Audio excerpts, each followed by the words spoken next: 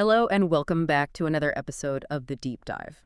I am absolutely buzzing with energy today because we are tackling, well, a beast of a topic. It really is. You know, usually when people think of Indian history, their minds jump to, say, the ancient Mauryas or, much later, the Mughals and the British. Right, the big names. Exactly. But there's this massive, vibrant chunk right in the middle, specifically in the South, that often gets treated like a footnote. Yes, it gets overlooked. But today it is the main event. We are looking at early medieval India and the southern dynasties. It's such a fascinating era. Yeah. And you're completely right, it often gets brushed aside. But this period, we're talking roughly from the Sangam age up to, say, the 12th or 13th century. This is where the South really finds its distinct voice. Its own identity. Yeah, we're moving away from that sort of misty, legendary history into a time of rock-hard evidence. I mean, literally written in stone. We are talking about the evolution of administration that, in some ways rivals modern democracies. That's a big claim, but we're going to back it up. We are. An art that just defies physics, and a society that was surprisingly and intricately structured. Exactly. We are talking about the architects, the naval commanders, the poets, the people who really built the South. But, okay, before we jump into this time machine, I do have a humble request for you, the learner. It's a really important one. It is. We are putting a lot of our heart and soul into these deep dives to make them the best resource out there for you. So if you find value in this, please subscribe to the Simplified UPSC by PPP YouTube channel. It really does help us grow. It makes a huge difference. And if you are capable, please consider supporting us on Patreon. It helps keep the lights on, and frankly, it allows us to keep bringing this super useful content to you. Absolutely. And on that note, a massive heartfelt shout out to all of our current supporters. You folks are the real MVPs. You really are. You're the reason we can afford to, spend the time digging this deep into the sources and breaking down these really complex topics. Big love to all the supporters. And hey, while you're listening, don't forget to smash that like button on the video and share your valuable comments. We love reading them. Oh, we do. Honestly, the debate in the comments is sometimes as good as the deep dive itself. It really is. The community is fantastic. Also, a quick resource alert.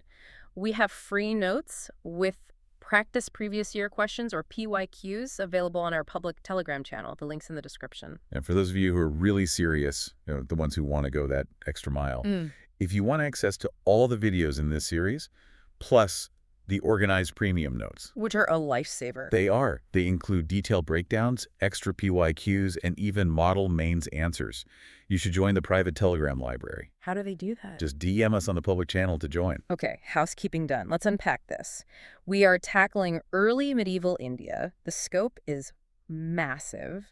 We are going to journey through the Sangam age, witness the rise of the Pallavas, see the power struggles of the Chalukyas and Rashtrakutas. And then the grand finale. The grandeur of the Imperial Cholas. And our mission today is really to decode the evolution. This isn't just going to be a list of names and dates that's boring, and honestly, it won't help you in the exam. Not at all. We want to understand how things changed. How did temple architecture evolve from a simple cave dug into a cliff to, a literal mountain of stone? How did local self-government reach a peak over 1,000 years ago? And to keep us grounded, we are using the Tamil Nadu Board Class Its I history book as our Bible today, specifically the chapters on the South Indian empires. A fantastic source. It is. But, and this is key, we are linking this directly to actual UPSC prelims and mains questions from 2020, 2022, and 2024. We want to show you exactly how this material is tested. Right. It's all about connecting the textbook to the test paper. You can know the history inside and out, but if you don't know the angle the examiner is taking, you're fighting with one hand tied behind your back. Perfectly put. So, let's start at the foundation, the Sangam age. When I say Sangam, I think of poetry, I think of scholars sitting around debating grammar in some beautiful garden. But give us a vibe check on this era. What defines the Sangam age, really? Well, the word Sangam itself, it essentially means an academy or an assembly. So you're right on the money there. It refers to the Academy of Poets, or Muchjanga, that flourished under the royal patronage of the Pandya kings in Madurai. Okay. But to understand the vibe, you have to realize that this is a period where literature is our primary lens. We don't have massive stone temples from this specific era yet. We have words. So it's a literary culture, first and foremost. It's a society that valued the spoken and the written word above almost everything else. And there were 3 of these academies, right? Or is that just, legend? It's a mix. as ancient history often is. According to the tradition, yes, there were three. The first Sangam was held at then Madurai, which means Old Madurai, and it was supposedly attended by gods and legendary sages. Attended by gods. So we're in the realm of myth here. Pretty much. And no literary work from that period survived. It's either entirely lost to time or, yeah, it sits firmly in the realm of myth. Okay, so that's the mythical phase. What about the second one? Does it get more real? It does. The second was at a place called Kapadapuram. From this assembly, we have one surviving text. And if you are a student, you need to highlight this name in your mental notebook. It's Tolkappiyam. Tolkappiyam. It's a grammar book, isn't it? It is, but calling it a grammar book really sells it short. Okay. It's like calling the Constitution just a rule book. Yeah. Tolkappiyam doesn't just tell you how to structure a Tamil sentence. It tells you how to structure life.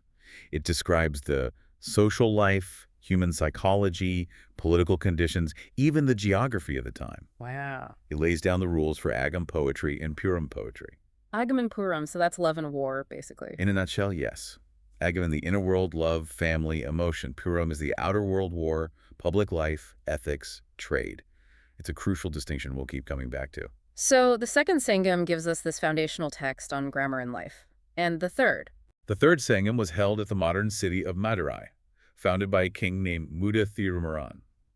And this is where we get the bulk of the surviving literature, things like the Ettatogai, the 8 anthologies, the Patupatu, the 10 Idols. And the big epics. And the great epics, Silapathikaram and Manamegalai. Silapathikaram, that's the story of Kannagi, isn't it? The woman who burns down Madurai. Exactly. It's an incredibly powerful story about justice and the power of a chaste woman. Kannagi's husband, Kovalan, is wrongly executed by the Pandya king. For stealing an anklet he didn't steal. Right.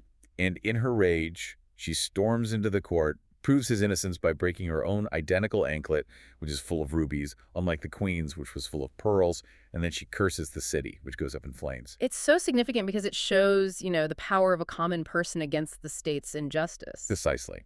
And it marks the beginning of the worship of Kannagi as Patini, the ideal wife.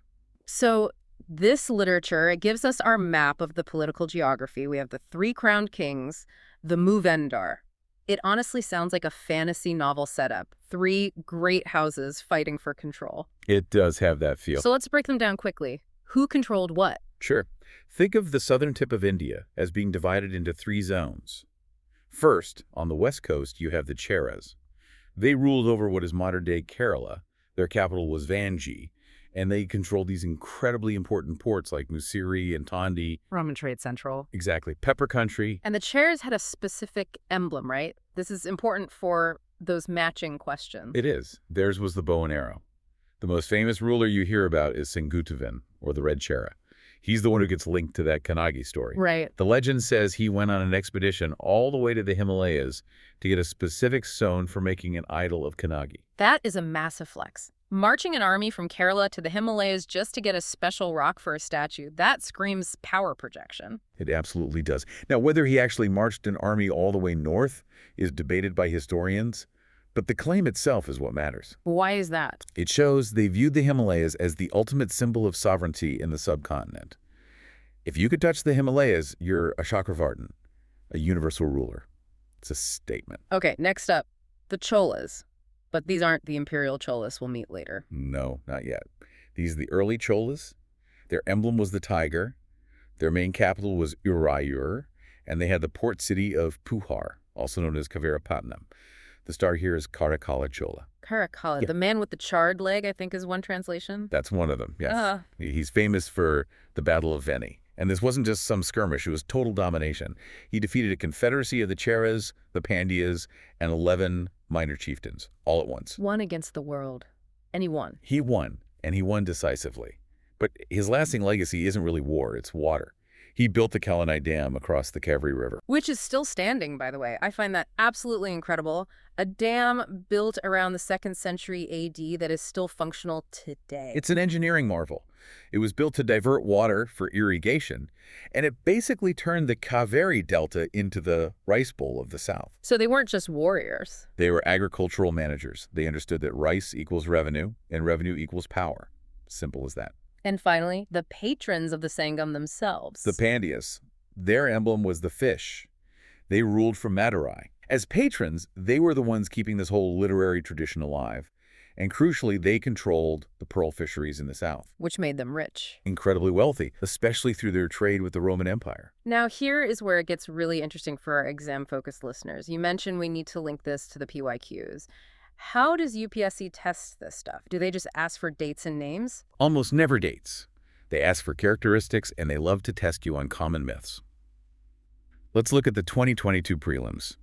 There was a question 93 in the set we have that specifically asked about Sangam literature. Okay. The question presented a few statements. It asked, for instance, whether Sangam poems were devoid of any references to material culture. That sounds like a trap. There's this common misconception that ancient Indian texts are purely religious or mythical. You know, like everyone just sat around praying all day. Exactly, the trap. But the correct answer highlights that Sangam poems do have very rich references to material culture and warrior ethics. This is so crucial. Why is that? Because of that agam coram division. The Puram poetry is gritty. It's real. It talks about war, the smell of blood, the exchange of goods, eating meat and drinking toddy. It talks about the daily life of a warrior, a merchant, a king. So it's not just gods and demons, it's how much for this sack of pepper. Precisely. It completely debunks the idea that this was some ethereal society disconnected from the material world. So if you ever see a statement in the exam saying Sangam literature ignores material reality, you mark that false immediately. Got it. Speaking of reality, let's talk about the land itself. The society wasn't just kings and poets. They had this unique way of dividing the land, right? The thines. Yes. This is such a cool concept because it mixes geography with psychology. It is. It's a beautiful concept. The 5 thines, or ecoregions, they didn't just classify land by soil type. They classified it by the lifestyle and even the emotion associated with it. Okay, break it down. First, you have Karinji, the hills and mountains. The occupation there was hunting and gathering honey. And the emotion associated with it is the union of lovers-like clandestine meetings in the misty hills. The main deity was Murugan. Murugan, a very specifically Tamil deity, right? Very much so. He's later identified with Kartikeya or Skanda, but in the Sangam age, he is the god of the hills, of youth and of beauty. Okay, one down. Second is Mulai, the pasture lands, the forests. The occupation is cattle rearing. And the emotion here is waiting, the wife patiently waiting for her husband to return from his work or from battle. The deity was Mayan, who was identified with Vishnu. Makes sense. Third, Maritime, the agricultural plains. This is where settled farming happened, the river valleys. The emotion is a lover's quarrel. A quarrel? Why? Well, the poems usually suggest it's because the husband has been unfaithful. Wait, really? The farming land is associated with cheating husbands. The logic is that wealth and settlement breed leisure, and leisure can breed complications. The deity was Indra, the god of rain, which makes perfect sense for farming. That's hilarious. Okay, fourth. Fourth is Natal, the coastal region, so fishing and salt making. The emotion here is anxiety or pining. The wife worrying if her husband, the fisherman, will return safely from the dangerous sea. The deity was Varuna, the sea god. And finally, the fifth one. The occupation for this one always makes me laugh, although I probably shouldn't. Palai, the dry land or the desert. The occupation, robbery and cattle lifting. It's so brutally honest. We live in a desert. We can't grow anything, so our job is theft. It's survival.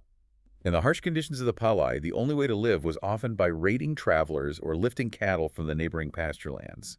The deity there was Kauravai, the goddess of war and victory. What's so fascinating here is the flexibility. You've got primitive tribes in the desert worshiping a bloodthirsty goddess right alongside settled farmers in the valley worshiping Indra. It wasn't a rigid, singular religious system yet. It was very localized and tied to the land itself. That's a fantastic foundation. So the Sangam age fades. We have that dark Calabra interregnum, which we won't dwell on because the sources are so scarce. And then around the 6th century, the curtain rises on the Pallavas of Kanchi. Yes. And this is where the landscape starts to change physically, right? Drastically. We are moving from wood and brick, which perish over time, to stone, which endures. The Pallavas are effectively the architects of the South. Before this, temples were likely made of perishable materials. The Pallavas came along and said, no, we're going to build for eternity. So let's meet the cast. Who are the big players we need to track for the exam? Well, you have to start with Mahendravarman first, who was ruling around 600 to 630 AD. He's often called the artist king, or Vichitrachitta, which means the one with the curious mind. I like that. There's a true multi-talent, a poet, a musician, a builder. He actually wrote a Sanskrit play called Madhavita Saprahasana. Mattervilasa Prahasana. That is a mouthful. What's it about? It translates to the delight of the drunkards. And it's a satire, complete satire on the socio-religious life of the time. A king writing satire. Yeah. In the 7th century. Yes. He pokes fun at corrupt Buddhist monks, at degenerate Shaivite ascetics called the Chalukyas, and at, well, drunkards. It shows a very high level of intellectual freedom and confidence. He wasn't afraid to mock the religious establishment of his own kingdom. And he had a bit of a religious journey himself, didn't he? He did. He started as a Jain, but was converted to Saivism by the Saint Tapar. And this shift to Saivism really kicked off a massive wave of Shiva temple building. But politically, he's significant because the great long-running conflict with the Chalukyas begins with him. The rivalry. The Chalukya king Pulikesin II defeated him, and that loss set the stage for generations of revenge. Which leads us directly to his son, Narasimhavarman I, also known as Mamalla. The great wrestler. Yeah. If Mahendravarman started the conflict, Mamalla finished it, at least for a while. He marched north, defeated the Chalukya king Pulikesin II, and actually captured their capital, Vatapi. And took a new title. A very famous one, Vatapi Konda, the conqueror of Vatapi. But his legacy isn't just war. It's Mahabalipuram, or Mamallapuram, which is literally named after him. And this is the core focus for us, the art and architecture. The textbook breaks this down into 4 stages, and I feel like this is where students can get lost in the jargon. Can we simplify this evolution? Absolutely. This is where the textbook and the exam converge perfectly. The evolution of Dravidian architecture happens in 4 clear, distinct stages under the Pallavas. You have to visualize this. Okay, lay it out. Stage 1. Stage 1 is the Mahendravarman style. These are rock-cut caves. So imagine a cliff face. They didn't build anything. They dug into it. They carved out simple pillared halls, which are called mandapas. You can see this at Mandikapatu. Mahendravarman famously boasted in an inscription there that he created a temple for Brahma, Vishnu, and Shiva without using bricks, timber, metal, or mortar. Just pure rock. So that's stage 1, cave temples. What's stage 2? Stage 2 is the Mamalla style, named after his son. This is where it gets really cool. These are the monolithic rathas. These aren't built up. They are carved out of a single giant boulder. Wait. So the rathas and Mahabalipuram, the famous 5 rathas, those are just singular rocks carved to look like buildings. Exactly. They look like structural temples with roofs and pillars and everything, but if you could tap them, they're solid rock through and through. The Pancha Pandava rathas are the prime example. It's not architecture. It's sculpture on an architectural scale. So we went from digging a cave into a mountain to sculpting a boulder into the shape of a temple or a chariot. Correct. That's the leap. Then stage 3, the Rajasimha style. And now we move from carving into rock to building with stone blocks. These are the first true structural temples. So stacking stones on top of each other. Exactly. The best examples are the Kailasanatha temple at Kanchipuram and the beautiful shore temple at Mahabalipuram. Why the shift, though? Why stop carving boulders? It sounds so impressive. Scalability. You can only carve a temple as big as the single rock you can find. But if you start building with blocks, well, the sky is the limit. It allowed them to build taller and grander structures. This is the birth of the towering vimanas that we associate with the South. And stage 4 is just a continuation of that. Right, the later structural style, like the Vaikunta Perumal temple, a refinement of the Rajasimha style. Now, why are we stressing this sequence so much? Because of the 2024 General Studies Paper 1, Question 2. It's a recent one. It explicitly asked, estimate the contribution of Pallavas of Kanchi for the development of art and literature of South India. Boom. A direct hit from the textbook. A perfect direct hit. To answer that question well, you can't just list a few temples. You have to trace this evolution cave to monolith to structural. That shows critical understanding. You explain how they innovated, not just what they built. And for the literature part of that question. You have to mention the Gatika at Kanchi. The Gatika. That was essentially a university, wasn't it? A major center of Sanskrit learning. It attracted scholars from all over India. Mayura Sarman, who later founded the Kadamba dynasty, actually came there to study. And great scholars like Dandin and Haravi adorned the Pallava court. So Kanchi wasn't just a political capital. It was the Oxford of South India for a long time, a hub of intellectual activity. And for the prelims listeners, there was a chronology question in 2020, question 24. It asked to order dynasties. Right, and you absolutely need to know that the Pallavas rise to power after the Satavahana's decline and before the Imperial Cholas really take over. That timeline is your anchor. If you know the Pallavas are roughly 6th to 9th century, you can eliminate half the wrong answers in a chronology question. Okay. Let's shift gears geographically. While the Pallavas are building in Kanchi, who's running the show up in the Deccan? That would be the Chalukyas of Badami, and later, their successors, the Rashtrakutas. These are the Deccan powerhouses. We mentioned Pulikesin II earlier as the guy Mamala defeated, but he was a heavyweight in his own right, wasn't he? Oh, absolutely. Pulikesin II is the one who stopped Harshavardhana's march into the south. Remember, Harsha was ruling almost all of North India from his capital. He wanted to add the south to his empire. Pulikesin met him on the banks of the Narmada River. A clash of titans, north versus south. And Pulikesin won. This is a hugely significant battle. It effectively divided India into a northern sphere controlled by Harsha and a southern one controlled by the Chalukyas. It preserved that distinct Dravidian political identity from being overrun by the north at that crucial moment. And culturally, they developed their own specific style too, right? They were the great experimentalists. They developed what's known as the Vasara style of architecture. Okay, define Vasara for us. We hear about Nagara in the north with its curvilinear towers and Dravida in the south with its pyramidal towers. What is Vasara? It's a hybrid. It's a mix. It blends elements of the northern Nagara style and the southern Dravida style. It happened because the Chalukyas were geographically right in the middle in modern-day Karnataka. They took ideas from everywhere. Where can we see this? Aihole is often called the cradle of Indian temple architecture because they experimented with so many different designs there. Some temples have flat roofs, some have curved roofs, some have acidal back ends like a Buddhist Chaitya hall. They were trying everything to see what worked. There is a specific detail about the Virupaksha temple at Pattadakal that just blows my mind. It says so much about cultural exchange. Ah, yes. It connects right back to the war with the Pallavas. The Chalukya king Vikramaditya II, a successor to Pulikezin, invaded Kanchi, the Pallava capital. And usually, when you invade a capital, you loot and burn it. Exactly. But he stood before the magnificent Kailasanatha temple in Kanchi, which was built in the Rajasimha style, and he was awestruck. He didn't burn it, he donated gold to it. And then he brought the very same architects back from Kanchi to his own capital in Pattadakal to build the Virupaksha temple. So it's modeled directly after the Kanchi Kailasanatha temple? It is. It shows that while the kings fought each other on the battlefield, culture flowed freely between them. The enemy's art was still respected, even emulated. That's a beautiful thought. It transcends the conflict. It does. And then, as always happens in history, the Chalukyas fade and their feudatories rise up to take their place. Enter the Rashtrakutas. Yes. They took over the Deccan, ruling from a place called Manyaketa. The big name to remember here is Amogavarsha.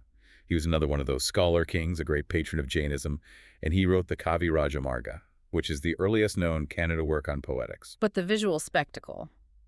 We have to talk about Ellora, the Kailasa temple. This was built by Krishna Holming, and frankly, it shouldn't exist. It defies logic. Describe it for someone who hasn't seen a picture. Why is it so special? Okay, imagine a mountain of solid basalt rock. Now, usually you build a temple by stacking stones up. Here, they started at the top of the mountain and carved down. They removed over 200,000 tons of rock to reveal the temple hidden inside the mountain. It is a monolith, just like the Pallava Rashas, but on a scale that is just terrifyingly large. It is the largest monolithic structure in the entire world. And they did this with hammers and chisels. No dynamite, no hydraulics, no lasers. If you make one mistake at the top, the whole bottom is ruined. There's no undo button. It's a testament to planning. The level of pre-visualization and engineering confidence it required is hard to comprehend even today. A quick trap alert for the listeners. In the 2022 prelims, question 92 asked to match kings to their dynasties. One of the pairs was Bhoja Rashtrakuta. And that is incorrect. That's the trap. King Bhoja is a very famous name. He's a legendary figure in Indian stories, but he is associated with the Pratiharas of the north, specifically Mihira Bhoja, or the Paramars of Malwa later on. He is not a Rashtrakuta. So who are the Rashtrakuta kings to remember? Dandi Durga, who's the founder, Krishnahas, who built the Kailasa temple, and Amogavarsha, the scholar. Knowing your who's who is vital to avoiding those negative marks. Okay, let's move to what many historians consider the main event, the golden age of the South, the Imperial Cholas. The Cholas are special. They didn't just rule a kingdom, they influenced a hemisphere. We had the early Cholas in the Sangam age, then they went quiet for centuries, living as feudatories, and then they just roared back to power under Vijayanagar in the 9th century. But the real stars are Rajaraj the son and his son Rajendra the First. Rajaraja III is the visionary. He realized that to control trade, you need to control the seas. You need a navy. So he conquered parts of Sri Lanka and even took the Maldives. The Maldives. Yes. Why? Not for tourism. It was a strategic point for the Arab traders coming from the west. Controlling the Maldives meant you controlled the flow of goods across the Indian Ocean. And at home, he built the Brihadiswara Temple, or the Big Temple, at Thanjavur. This temple is the scale of it is immense. It has a massive vimana, the tower over the main shrine that is 216 feet high. And unlike the Pallava temples, which were mostly sandstone, this is granite, hard, unforgiving granite. And there's no granite quarry anywhere near Thanjavur. Not for about 60 kilometers. They had to transport these massive blocks of granite. The capstone alone, the kumbam at the very top, is a single stone that weighs 80 tons. 80 tons. How did they get an 80-ton block of stone 200 feet in the air without modern cranes? The prevailing theory is that they built a massive earthen ramp stretching for kilometers to roll it up. Elephants pulling it inch by inch over months, maybe years. Unbelievable. And then his son, Rajendra I, just took everything his father did and turned it up to 11. He really did. He assumed the title, Ganga Khanda, the one who conquered the Ganges. He marched an army all the way to Bengal, defeated the Pala king Mahipala, and brought back water from the holy Ganges to consecrate a new capital city he built, Ganga Khanda Cholapuram. It's a symbolic act. I have brought the holiest water of the north down to the south. I am the supreme ruler. But his navy, that's the truly legendary part. Yes, he launched a massive naval expedition against the kingdom of Srivijaya, which is modern-day Indonesia and Malaysia. And this wasn't just a raid. No, this was about dominating the trade route to China, the Kadaram campaign. For a period of time, the Bay of Bengal was effectively a Chola lake. No ship passed without Chola permission. Now, conquests are cool, but the administration is where the Cholas really show their sophistication. This is a high-yield topic for UPSC. If you sleep through the rest of this deep dive, wake up for this part. Extremely high yield. We have to talk about the Uttaramura inscriptions.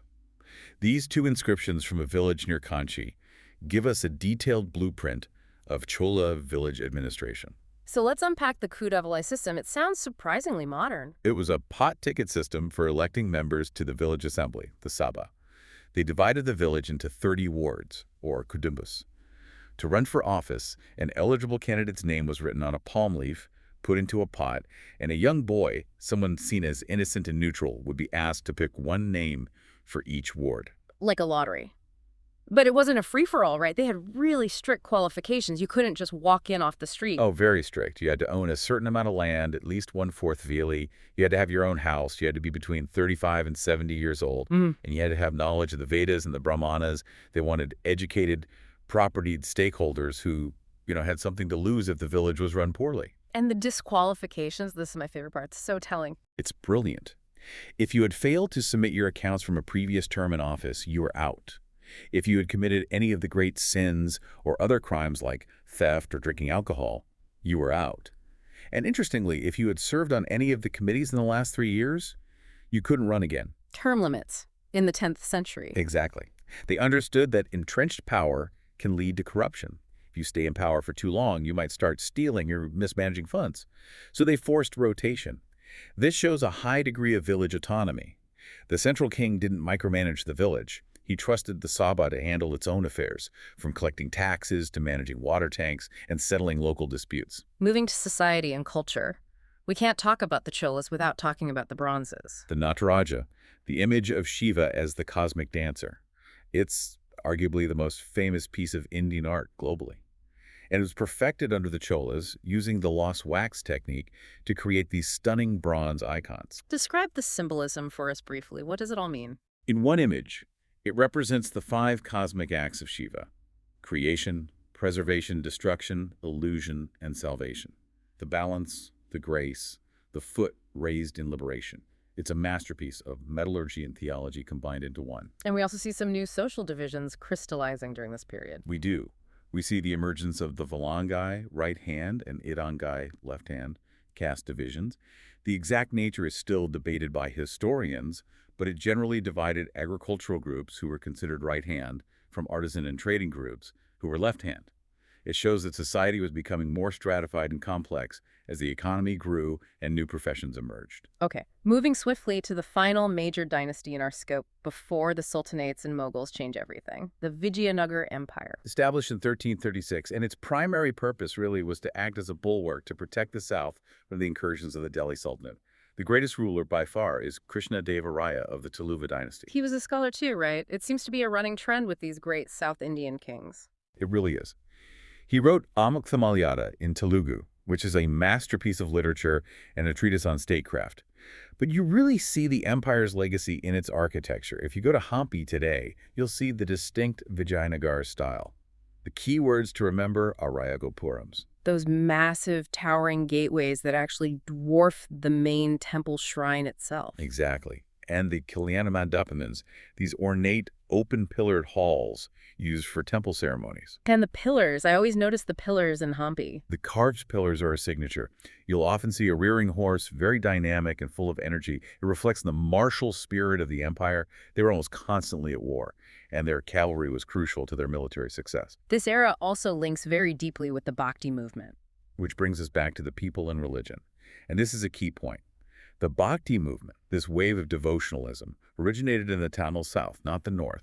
It started much earlier with the Nayanmars, who were the devotees of Shiva, and the Alwars, the devotees of Vishnu. And why is this so significant for the exam? Because it democratized religion. They sang their hymns in Tamil, the language of the people, not in the elite Sanskrit. It was about an emotional, personal connection to God, which stood in contrast to the rigid rituals of Brahmanism and the intellectualism of Jainism and Buddhism. It was a grassroots movement. Absolutely. And works like the Devarim of the Nayanmars and the Ellora Divya Prabandha of the Alwars became the new Vedas for the masses. It completely shifted the religious landscape of India forever. Fantastic overview. Now, I want to test you. We have these PDF sources from the actual UPSC exams. I'm going to throw some rapid-fire facts or questions at you, and you tell me what the learner needs to know. Ready? Let's do it. Ready? PYQ1. This is from 2020 prelims, question 25.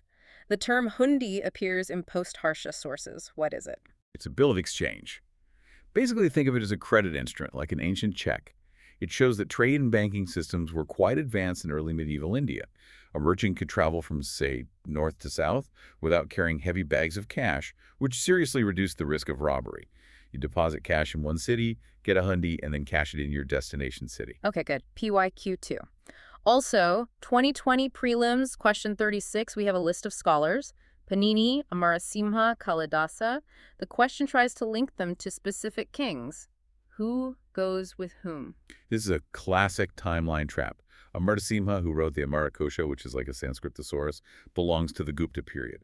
He's associated with Chandragupta II, not with Harshavardhana. Okay. Kalidasa is also famously from the Gupta period. And Panini, the great grammarian, he's ancient, centuries before Christ. The question linked him to Pushyamitra Shunga, which is incorrect. Panini was much, much earlier. The lesson here is to know your timeline. Don't mix up the ancient period with the early medieval. Got it. PYQ3. 2020 prelims again, question 24. Chronology. We have Pallavas, Pratiharas, Cholas, Pallas. How do we order them? Sequence is everything. Of this specific group, the Pallavas are the earliest to rise to peak power, coming after the Satavahanas. Then the Palla dynasty was founded by Gopala in Bengal in the mid-8th century. The Pratiharas of the north rose around the same time, so they're contemporaries. The imperial Chola power under kings like Purnataka really solidifies a bit later in the 9th and 10th centuries. So a rough order would be Pallavas, then Pallas and Pratiharas, and then the imperial Cholas. You have to anchor the specific kings mentioned in the question to their correct centuries. Perfect. And finally, let's look at the mains. We mentioned the 2024 question, but what's the broader pattern we see in questions about this period? The pattern is culture as history. They don't just ask you to describe the temple, they ask for the contribution or the social implication, like that 2024 question on the Pallavas. You need to synthesize facts into an argument. Don't just list temples, explain how those temples reflect the stability, the prosperity, and the religious evolution of the Pallava state. So the facts are the bricks, but your analysis is the mortar that holds them together. Exactly. Without the analysis, the wall just falls down. This has been an incredible whirlwind tour. We've gone from the Sangam poets in Madurai to the Pallava stonecutters at Mahabalipuram, the Rashtrakuta mountain carvers at Ellora, and the Chola naval commanders sailing to Indonesia. It is an incredibly rich tapestry. And if I can leave our listener with one final provocative thought. Please do. Here's where it gets really interesting. We often look at these dynasties as merely conquerors, or just names in a textbook. But go back to that Uttaramara inscription. 1,000 years ago in a small village, they were grappling with corruption. They were setting qualifications and age limits for their leaders. They were demanding transparency in financial accounts. They had term limits. It raises the question, have we actually advanced in our local governance, or have we just changed the technology around it? Wow. The fundamental problems of governance, accountability, corruption, representation, they seem timeless.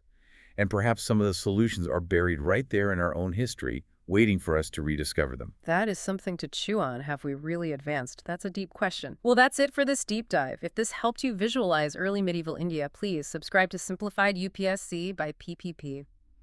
We are a small team with a big dream, and your support, it really means the world. And support us on Patreon if you can. It keeps the lights on and the research flowing. And don't forget to check the Telegram channel for those free notes and the practice PYQs we mentioned. We really want you to test yourself. Listening is passive.